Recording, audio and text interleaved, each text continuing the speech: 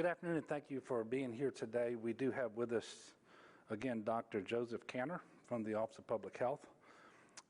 In a moment, we're going to go through the latest examination of the gating criteria slides, looking at the current data in Louisiana, and make an announcement about the proclamation that expires tomorrow, the public health proclamation. First, I wanted to take a moment and thank an awful lot of people across the state of Louisiana for their work with the election that happened this week. And of course, it played out over a number of weeks with absentee ballots, with in-person early voting, and then election day election activities. An awful lot of people, volunteers and poll workers and folks with the Secretary of State's office, you name it. It's a very difficult year because of COVID, but by all accounts, the election in Louisiana was very smooth, especially when you consider all the added complexities this year. So I do want to thank the Secretary of State, Kyle Ardoin, the National Guard, the team at GOSEP, local government leaders across the state of Louisiana, but principally those involved from areas that were hit by hurricanes. And we actually had a hurricane that hit southeast Louisiana on last Wednesday and still had a number of power outages on Tuesday.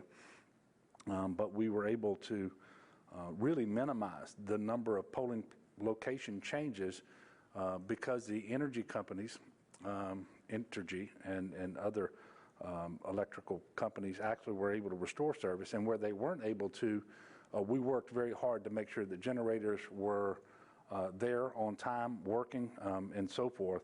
And so I just wanted to thank everyone for their work. And it kind of goes to show you what we can do as Louisianans working together in order to accomplish a common goal and something that's really important. And I think it's important to highlight that sometimes because every now and then you get distracted by the things that divide us and so forth. But it's my hope that we will always try to focus on the things that unite us and our shared goals for our state and for each other. And I also want to congratulate all the newly elected officials in Louisiana and those who were reelected. We obviously have a long road ahead of us as we recover from 3 hurricanes, one of which was extremely devastating, and the other 2 were very serious as well. But also continue to respond to the COVID-19 public health emergency. And I would just say that by working together, we can, regardless of our political party or other things, that we can make sure that the state of Louisiana does better and that we can accomplish our goals and move our state forward. I didn't want to have to say this, but we were briefed this morning at a Unified Command Group meeting by the National Weather Service. It's time for people to put their eyes on Hurricane Eta, and because that hurricane is going to move through the Caribbean, across Cuba, and is expected to be in the northern Gulf sometime middle or end of next week. Now, we think it weakens into a tropical storm. We don't yet know a specific forecast as to the intensity, exactly where it's going to go. But if they're talking about the northern Gulf sometime by the middle to end of next week, we have to be paying attention to that. And as we know more, we will certainly let you all know, but you can continue to watch the Weather Channel and tune into the National Weather Service and that sort of thing. So still a lot of uncertainty in the system. It's not till the middle or end of next week, but we need to be paying attention to it.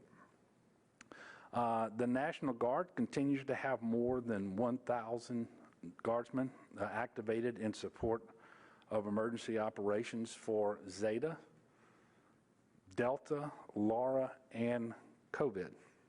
And speaking of COVID, just so you have an idea what they do, today there are 25 community-based testing sites around the state of Louisiana that the National Guard is running. CPRA was on the ground yesterday in Grand Isle with Major General Holland, who commands the Mississippi Division of the Corps of Engineers. She works out of Vicksburg. She brought the New Orleans district people with her, but we also had folks from in fact, we had Congressman Graves there, but also folks from Congressman Scalise's office, with local officials like Mayor Carmardell looking at the damage on Grand Isle, especially as it relates to the Burrito Levee on the Gulf side, that southwest side, and they are working on both short-term and long-term solutions to address that damage and to increase the flood protection available on Grand Isle, and we appreciate the work that they're doing. There are no longer any storm-related road closures anywhere in the state of Louisiana. We did have 86 road closures at one time for Laura, 223 for Delta, and 21 for Zeta. Now, there are roads closed for other reasons, and so if you're traveling across state and you just want to know about current conditions, it is always good to check 511la.org. As of this morning, we still have Louisianans in shelters, and I'd ask everybody to keep them in their thoughts and prayers because many of these individuals have been in shelters for a while now, so obviously their lives are not right side up yet. 3,083 total. We also, as part of that, there are 19 Hurricane Zeta evacuees in one non-congregant shelter. It's a hotel in Terrebonne Parish. 2,885 are Hurricane Laura evacuees, and 6 hotels in New Orleans are providing non-congregate shelter. Let me start over. 6 hotels are providing non-congregate shelter. 4 of those are in New Orleans, 1 in Baton Rouge, and 1 in Lafayette. And then for Hurricane Delta, there are 179 evacuees, all of whom are in a non-congregate shelter at a separate New Orleans hotel. So that makes 5 New Orleans hotels altogether. At the mega shelter in Alexandria, there are only 16 evacuees.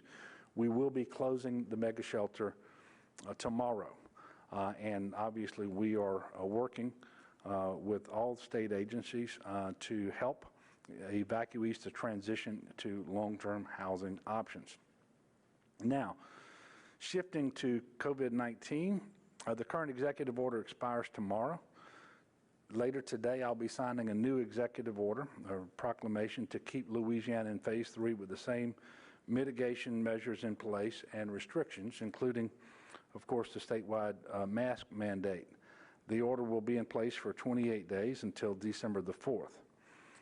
The data shows, and Dr. Cantor is going to go through this with you in a minute, that Louisiana largely is in a plateau, but with some concerning increases, especially around hospitalizations. And I will tell you, as it relates to plateau, that's relatively good news when you consider what's happening elsewhere, really across the northern hemisphere, but closer to home here in the United States. But that plateau is at a relatively high level of cases. And so we never did get to a lower case load than we had in the trough of our recovery from the second surge. So we're at a relatively high level, but that is still somewhat good news because in comparison to other states. And I think he'll point this out to you when you see there. But we do have areas of concern, particularly around increasing positivity. And that's, as you all know, the first sign that you're on a road to increased cases, hospitalizations, and deaths.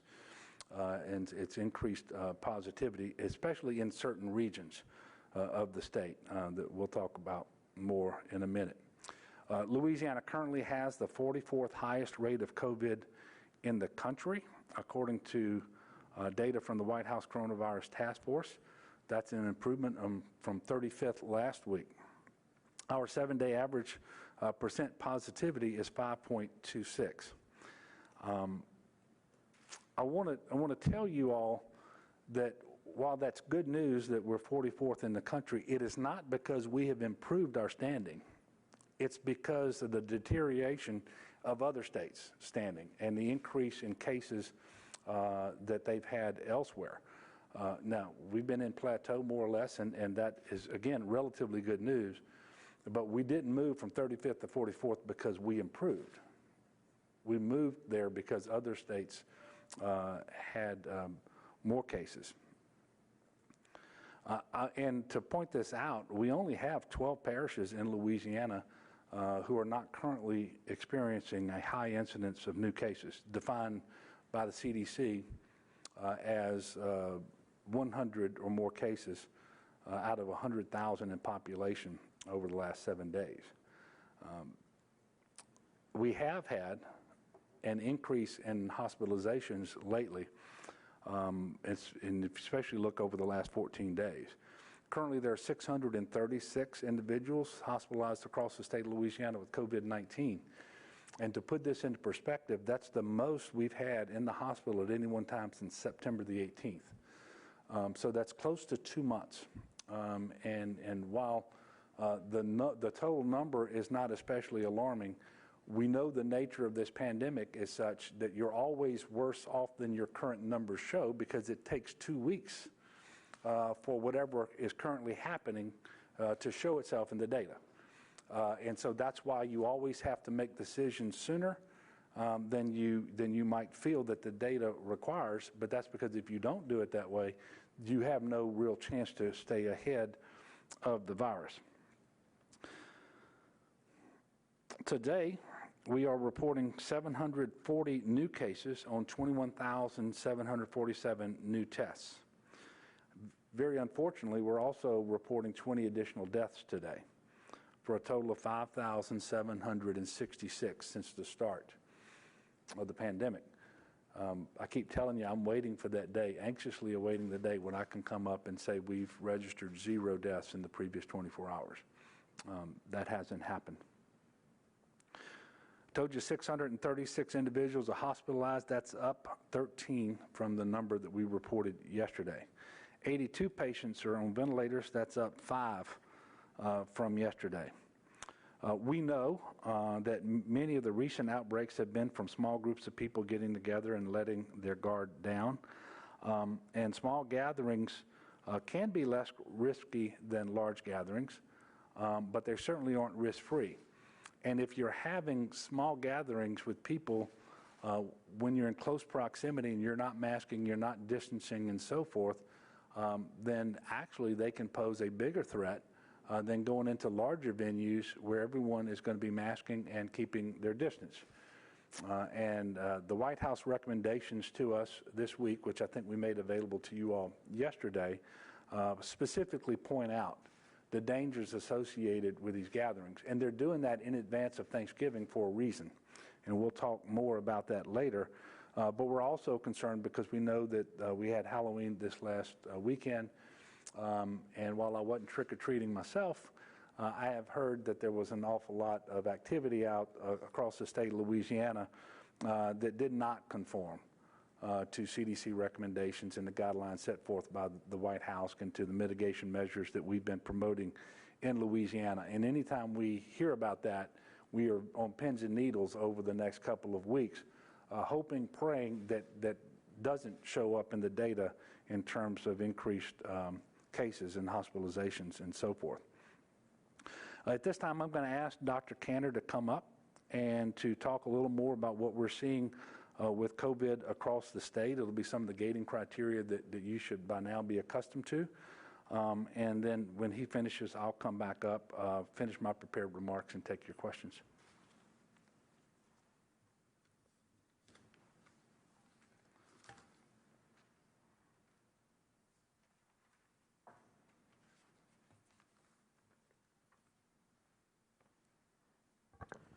Thank you, Governor. Good afternoon, everyone. I'd like to start off by echoing the Governor's thanks for everyone that worked so hard to make the elections of last Tuesday a safe endeavor and a successful one. And that goes both for folks that worked hard running poll stations and also for voters. From my experience and what I've been told, people were considerate, conscientious, paid attention to masking and distancing. And that's really good to hear. It also is good news insofar as I think it's clear that for most activities, if we're thoughtful about how we go about it and use the right mitigation measures that we know about, we can do them safely. And that's a takeaway message that I received from the good experience across the state on last Tuesday. On that note, as the governor had mentioned, we are not experiencing the spikes or the outbreaks that a number, really the majority of other states are experiencing right now. That's not, as the governor mentioned, because we're improving, so to say. We've really been holding the course in Louisiana. That's reassuring on one level, but it is also cautionary that I think the second that we lose vigilance, we're going to see ourselves, unfortunately, where a number of other states are right now. The data is going to show that we really have been holding steady for a number of weeks now. And in the context of what's happening around in the country, that's certainly some degree of comfort.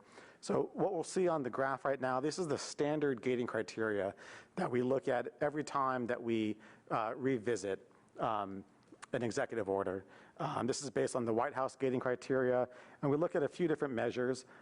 We look at the percent of people presenting to emergency departments with symptoms suggestive of COVID. We look at the number of new cases coming in every day, the number of new tests that are positive and unique individuals that get reported to us as new infections.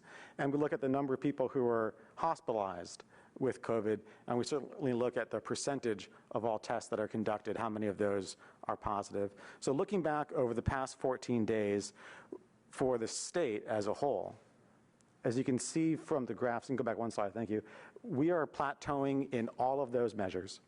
So on the top left, you'll see the percentage of emergency department visits for people that have symptoms suggestive of COVID has been flat, really going back a month and a half, if not farther than that. On the top right, you'll see the number of new cases coming in has really been flat ever since we recovered from that big second wave spike right there. And then on the bottom right, you'll see the number of new hospitalizations or people that are hospitalized in the state with COVID has essentially been flat for a good 2 to 3 weeks right now. All of that is encouraging. I will say we're now 3 days in for successive increases in hospitalized COVID patients. And I would venture to guess if we ran that bottom right graph in a couple of days' time, you might see it be a slight increase. So all of the success that we have is highly tenuous, and that's a message that we're going to have to take home with us. Next slide, please. This is, I'm going to take folks back to the last time we had this conversation, which was September 30th, and you'll note that you see a lot of green and some plateaus and really a small amount of red on that schematic there. Next slide, please. This is the most up-to-date version of this. On the top line, you'll see all 3 measures are plateaus for the state: COVID-like illness, new cases, and hospitalizations. COVID-like illness is plateauing statewide and more granularly in all 9 regions of the state. New cases are plateauing in the statewide. They're decreasing in the New Orleans area. They're increasing in the Baton Rouge area. They're decreasing in Region 3, the river parishes. They're plateauing in Regions 4, 5, and 6. They're decreasing in Regions 7 and 8 and 9. I do want to mention one thing about Regions 7 and 8, which is the Shreveport area and the Northeast area. Although technically over the past 14 days, new cases are decreasing, if you were to look at the map, which folks can pull up on the LDH COVID dashboard, you'll see that it's a recent decrease in a context of, number one, very, very, very high levels of COVID, and actually larger increases a little bit earlier on the timeline. So don't take a ton of solace that it says decreasing there, because the amount of COVID in those regions in particular remains very, very high, and that's a risk for us. We move over to the far right and hospitalizations. As we mentioned, it's technically flat and plateaued for the state right now, but again, we're now 3 days of consecutive increases, and we do worry that that might become a small increase in the near future. We do have small increases in regions 1, 2, and 3, and decreases in region 4. It's flat in region 5, increasing in region 6, decreasing in regions 7 and 8, and then increasing a little bit in region 9 as well. All told, that's a relatively encouraging picture considering what else is going on in the country right now. But we're nowhere near out of the woods. We have a lot of COVID in Louisiana, a lot of risk right now, and the only reason why we're not in a worse place, relatively speaking, is because of people following the common sense mitigation measures. Next slide, please. What we'll do here is just look at hospitalizations, the top green line going over time. Folks will notice the big spike on the far left. That was late March, early April. Then we came down to a plateau. Then we went up to the second spike in late July, late July, early August.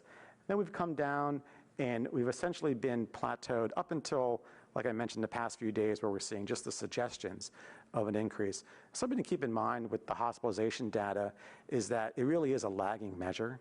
And when you start seeing cases go up, you can be assured that you're going to see hospitalizations go up probably a couple weeks after that, because it takes time for people to build up sickness enough to be requiring hospitalization. So it lags what's really going on with cases by a good couple weeks. That said, it's pretty clear when you look at this. We entered into phase 1 on May 15th. We entered into phase 2 on June 5th. We entered into phase 3 on September 11th. And when you map those out, you can really see that as people in Louisiana began following the mitigation measures with increasing amounts, masking, distancing, and hand washing, it really has been effective in bending our curves and reducing the spread going down. What we've learned over the past few weeks, and this is coming from contact tracing data that we have and in discussions with our regional medical directors across the state, is we're seeing a number of more cases from individuals who likely got exposed in either small gatherings, as the governor mentioned, or in settings with people that they were familiar with, distinct from perhaps earlier or in other accounts where we had big, quote unquote, super spreader events. I wanted to give a few examples of this, and these are coming straight from our regional medical directors over the past couple weeks of conversation. The first is we had a football team, a high school football team, who actually, they were doing everything right during practice and games. They were very cautious during practice. They were distancing. They had good mitigation protocols during games. They had an after-game event. They got together in someone's backyard after the game, and that's where a lot of transmission happened. And the whole team, and there were a number of cases. Thankfully, no one got very sick, but the whole team had to quarantine, had to miss a couple games. That's one example.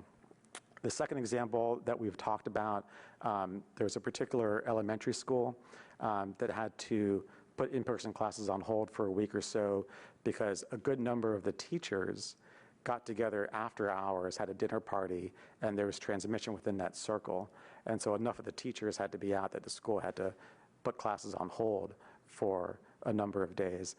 And then the third example that we've heard in increasing frequency is transmission linked back to churches and other houses of worship.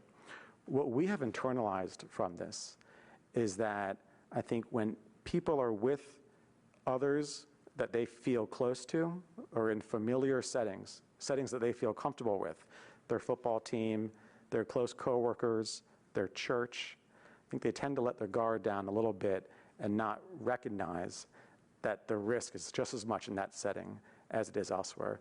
Remember, up to is about 50% of people infected with COVID are going to have no symptoms, no suggestion that they're ill. So when you look at it from that perspective, it really doesn't make a difference if you know someone, if you feel close with them. They can just as likely be infectious and confer that transmission to you.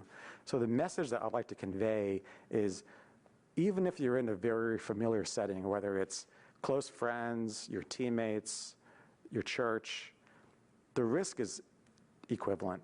The risk is just as much there as it is if you were with a group of strangers. That's the strange thing about COVID with the asymptomatic infections, is you just don't know.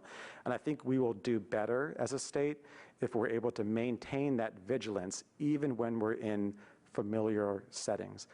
As we look forward to the Thanksgiving holiday and as families go through the motions of what they're going to do, how big or small of a gathering they're going to do, how much deference they're going to give to vulnerable members of their own family, and perhaps change their normal plans, I'd like families to please keep that in mind, that we are seeing increases in accounts of transmission in very comfortable, familiar settings. And there will be a risk during Thanksgiving that families really do need to account for and think hard about what the right decision for their family will be. Thank you.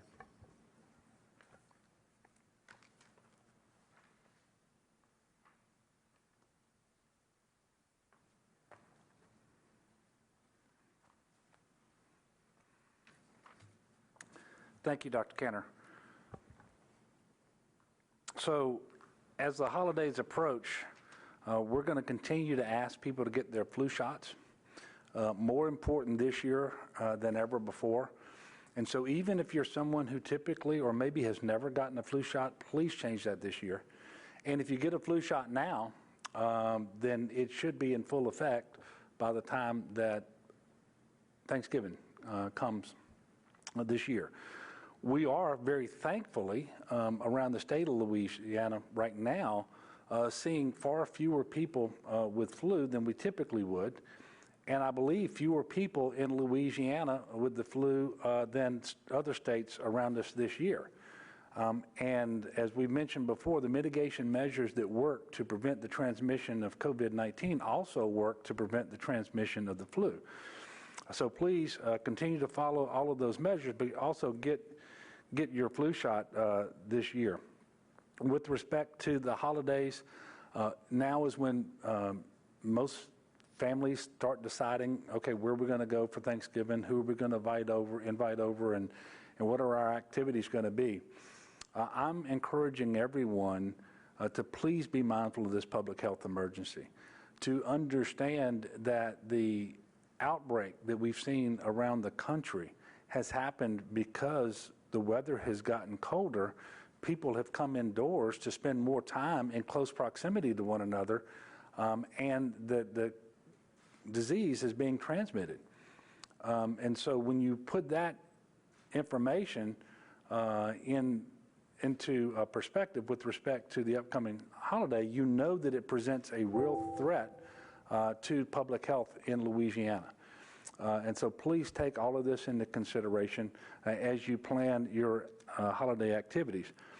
I come from a very large family. There were 8 children in my family. We're accustomed to always getting together for our holidays. My holiday this year is going to look very different, and I'm not happy about that.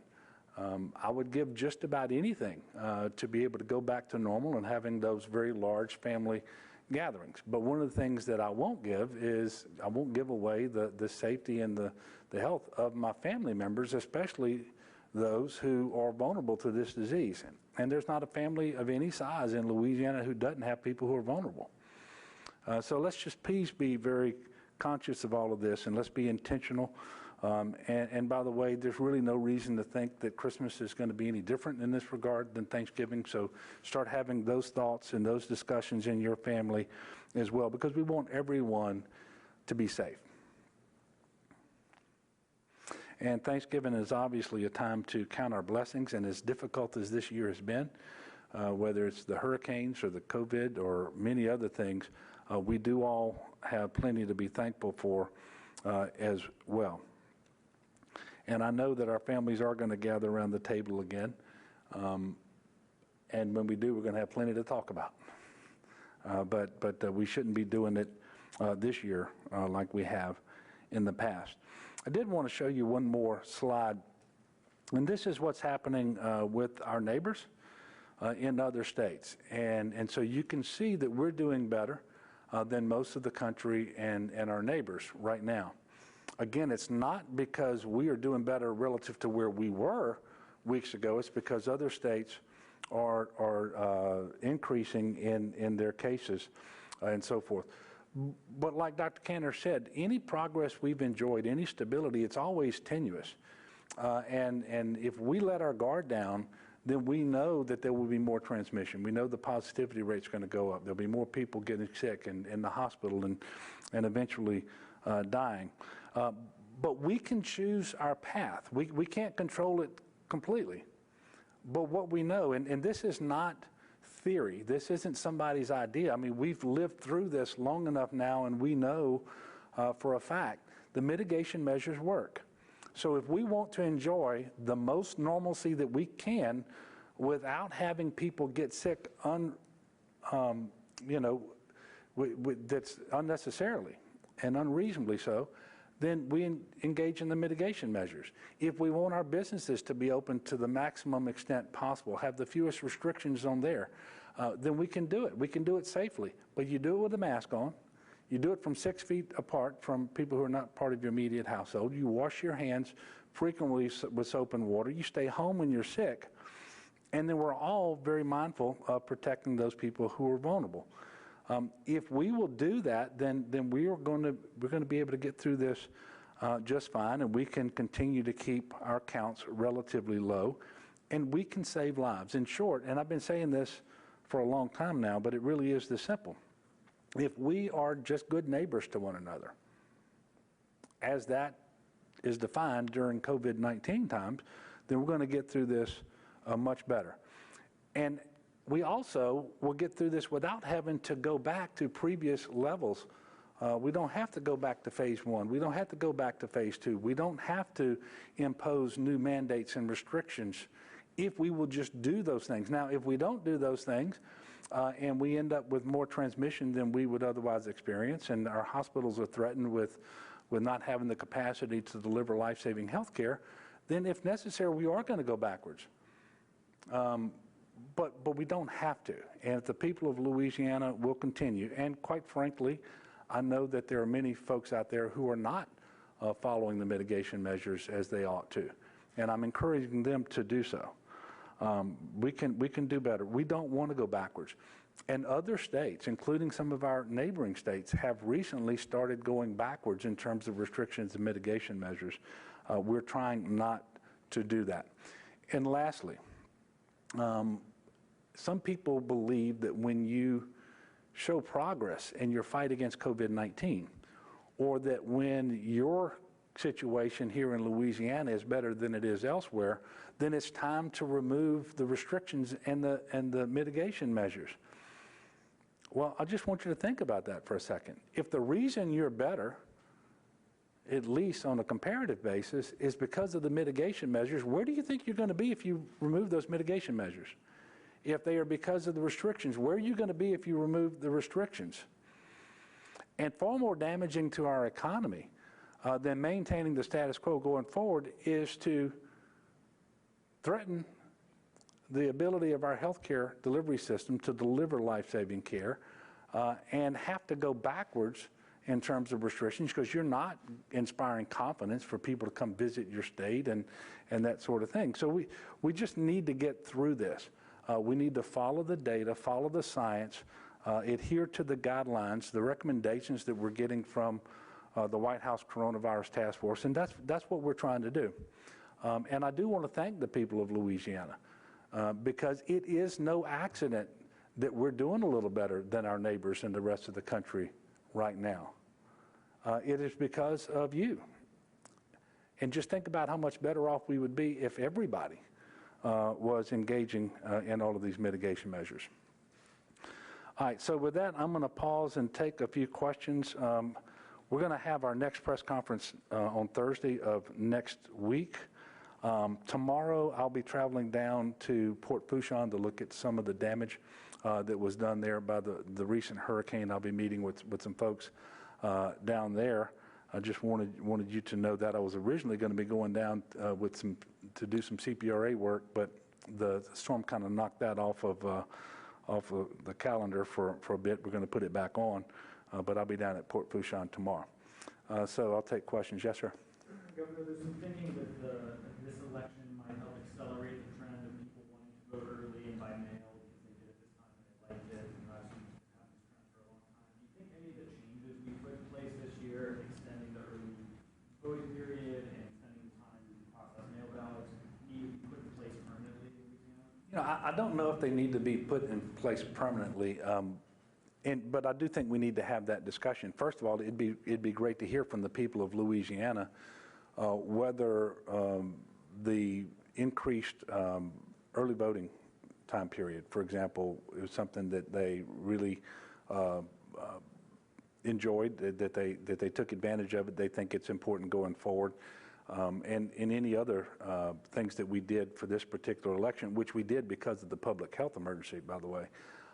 And so if we can see what the voters might want to keep and see what the impacts of that would be and whether it's in order, so long as we can have elections that are that we have confidence in, and we ought to extend every I think, reasonable convenience to the voters, because we want to promote people voting.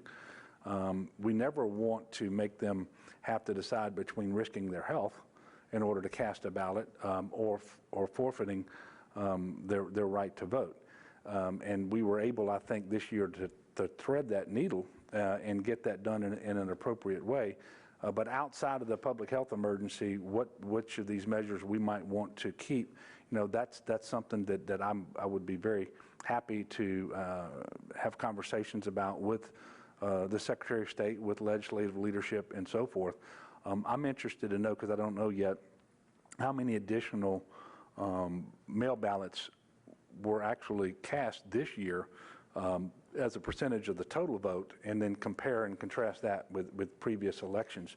I haven't received that sort of granular data yet, but I'd be interested in seeing that. And again, we just need to make sure that we can ensure the integrity of our elections so that people can have confidence. But if we can do that and make it more convenient for voters, then I think that's something that we ought to consider. Yes, ma'am. Governor, obviously there is an ongoing lawsuit with the House Republicans over the petition. I'm just wondering, did you reach out to the Speaker and to the Senate President in advance to notify them that you were announcing this extension, and what kind of reaction did you get?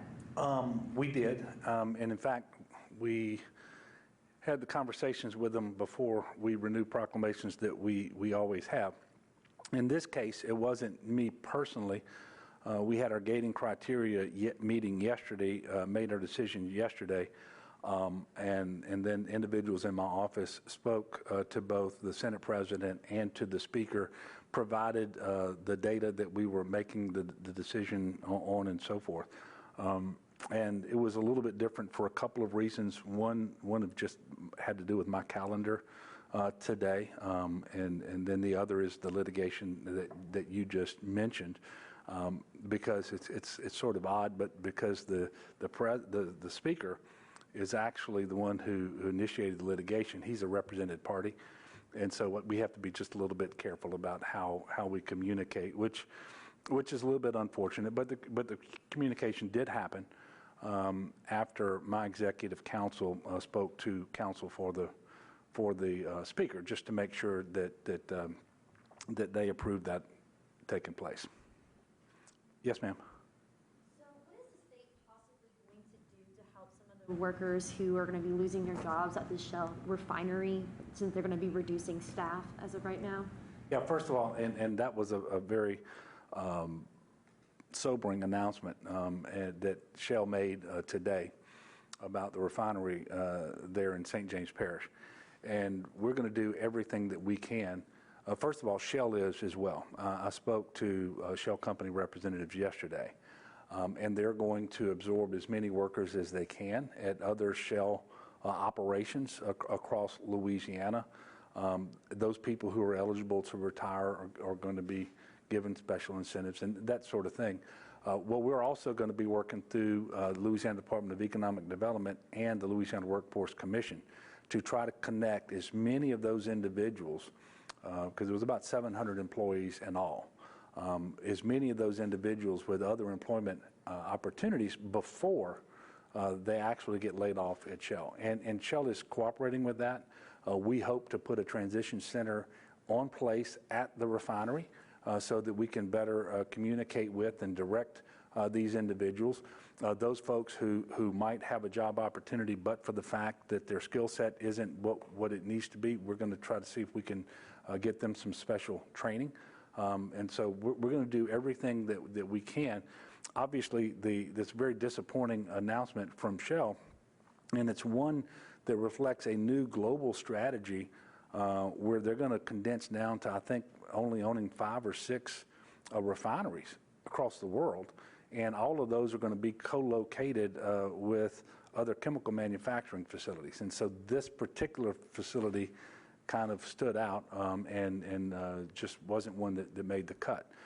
Obviously, we're disappointed in that, but we're going to work as hard as we can to connect these individuals with other employment opportunities. And hopefully that's going to be a little bit easier along the river, because that's where we have more opportunities, generally speaking, than elsewhere. And so in terms of the geographical proximity where these people live, we hope to be able to get them a job in that area and in the near term as well. Any other questions today? Sam? Along those same lines, cited the fact that they're moving towards green and renewable energy, and they want to create these sites that have, the ability to create that sort of renewable energy. What does that say about Louisiana if they're not, expanding their renewable energy plans here? What do we need to do to land more of that in Louisiana? First of all, we're landing significant investments in Louisiana around climate change initiatives and renewable energy, things to clean up the environment, especially the air.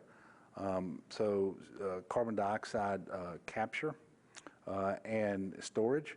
That's something that investment is coming into Louisiana as we speak. We are situated probably better than any other state in the country to take advantage of this because we produce carbon here, but also because we have the pipelines to transmit it, but we also have the geologic formations to store it. And so we're already starting to see investment come to Louisiana now that Congress has passed the 45Q tax credit that has received all of the rules now from the U.S. Department of Treasury. So we are starting to see that. We created a climate task force and that we unveiled recently to start talking about these things. And it is very interesting that the companies we think of as oil companies are really trying to rebrand as energy companies. Now, oil and gas are going to be very important for decades, but we know that there is going to be a transition over decades to more renewable energy. And so we are trying to accommodate as much of that in Louisiana as possible, but while still trying to take advantage of the fact that we are a gas state, that we are an oil state.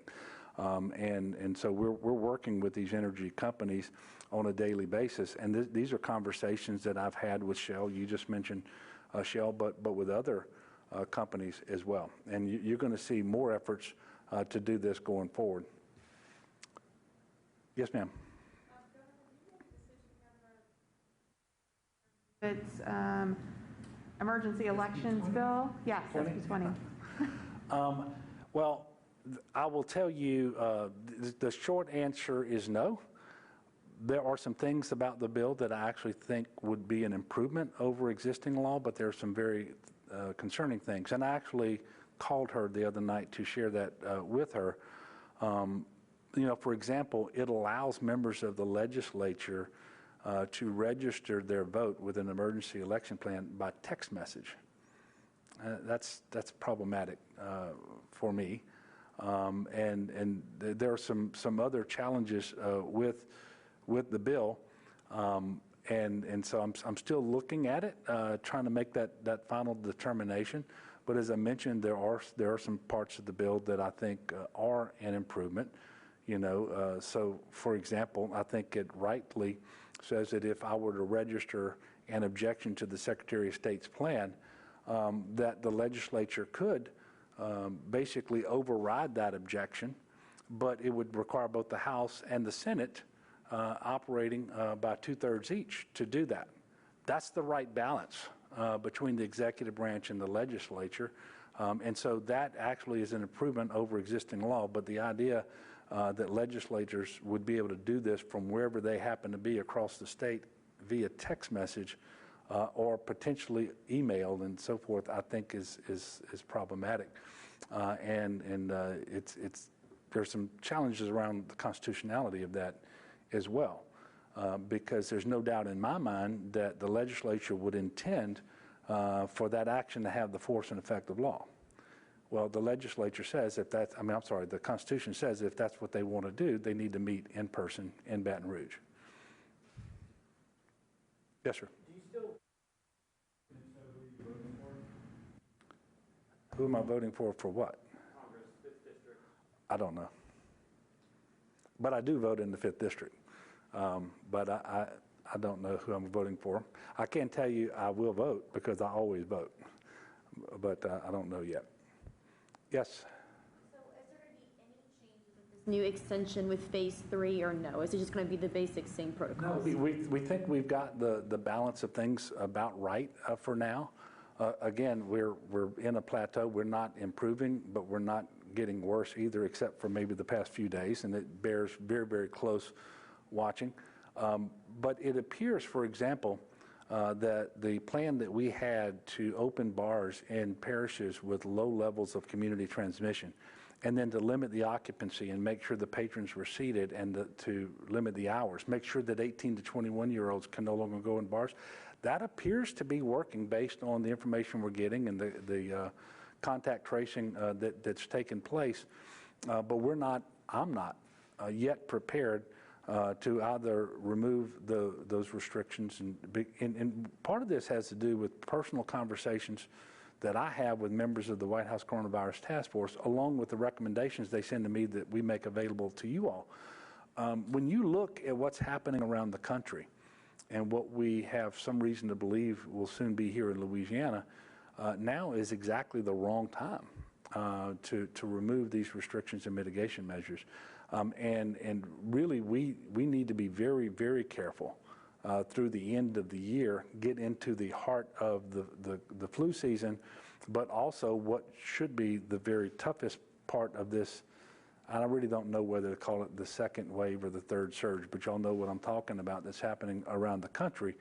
And this was a message that Dr. Birx delivered when she came to LSU recently, both privately to me, but also to everyone else who was there, is we have to be very, very careful between now and the end of the year.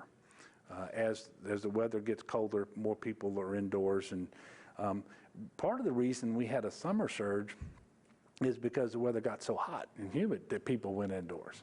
So we just have to be very, very mindful of that. Look, I want to thank you all for continuing to cover all of these important matters. And I want to thank the people for Louisiana. And I want to, just say again, I haven't made a single decision relative to COVID-19 that was easy. And I know that there are people who don't want to wear a mask. They don't want to be told that they should stay 6 feet apart from others and that sort of thing. Look, I get it. But the science is very, very clear. And our experience in Louisiana now is extremely clear. These measures work.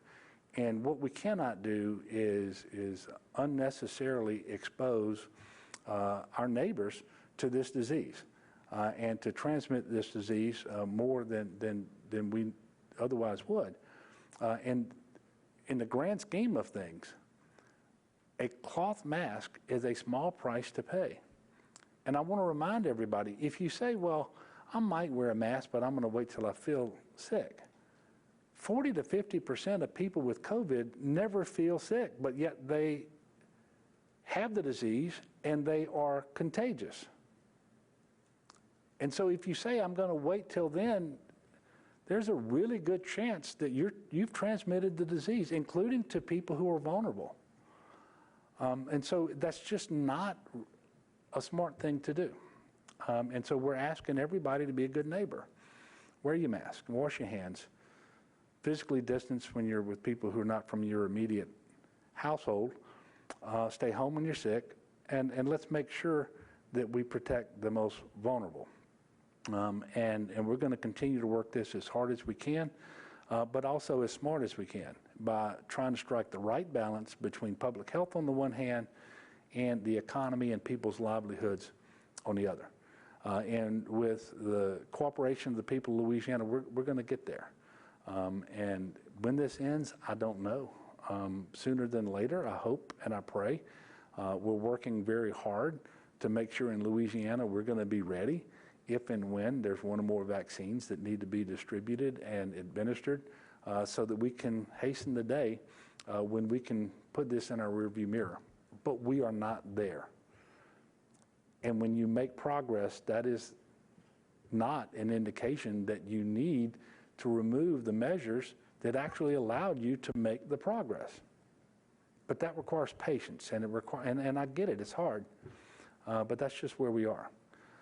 Look, I want to thank y'all, and we'll look forward to seeing you next Thursday. In the meantime, pay attention to the weather. let's see what happens with Ada, and if the worst happens with it, we'll be talking to you before Thursday of next week. God bless.